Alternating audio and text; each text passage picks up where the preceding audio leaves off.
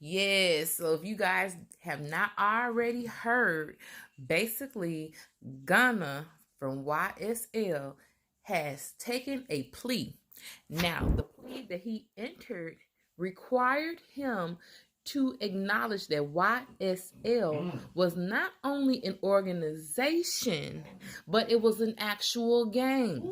Now, so we gonna keep this short and keep it sweet. I don't have time for no intro because we gonna talk about what's going on in this industry and what we hearing on these streets. Okay, so you guys already know what situation this puts Thug in, because now Thug is basically going to have to fight and prove that he's not part of an organization or a gang when there are already multiple people claiming that it is a gang.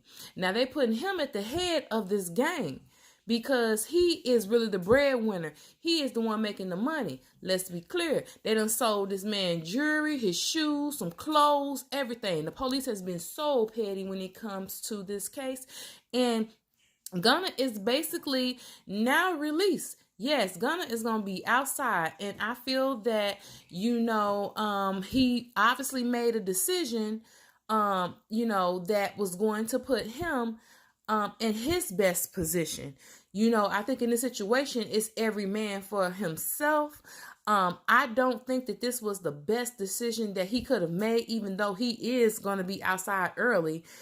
Because he's already been denied bond 4 times. So I think in his mind, he believed that he was not going to get out. I feel like the courts were denying his civil rights because basically they said they didn't have him really implicated with any crimes per se, but they just kept saying that, oh, well, he could still possibly threaten people. It just really didn't make sense. So what do you guys think? Comment. Would you say that you think Gunna is going to have to testify, or if he's not going to testify? Do you think that he explicitly told that Thug is the, head of the gang? Or do you think that he basically just gave minimal information? You guys comment on that. But yeah, so just keeping it short and sweet. Basically, Thug now is going to have a harder time proving his innocence since Gunna was basically being implicated as an underboss. That's how they were trying to play it. They were trying to play it like as if Thug was the head and Gunna was underneath him. So this whole time, Gunna was actually just the artist. So as long as Gunna could just basically hold on and say that he was the artist, there was really no reason for them to have solid proof that YSL was a gang. I really hate how Gunna has been manipulated in this situation, because I feel that's the only reason why they didn't release him, is because they wanted to hold on to him long enough to where they could get him to take a plea, because they knew he wasn't into the streets and he really wasn't, an underboss, but it was the leverage they needed. Sometimes people have to do more time waiting to get a verdict when they can just take a plea and then they'll get out of jail, which this seems to be the case, what's happening.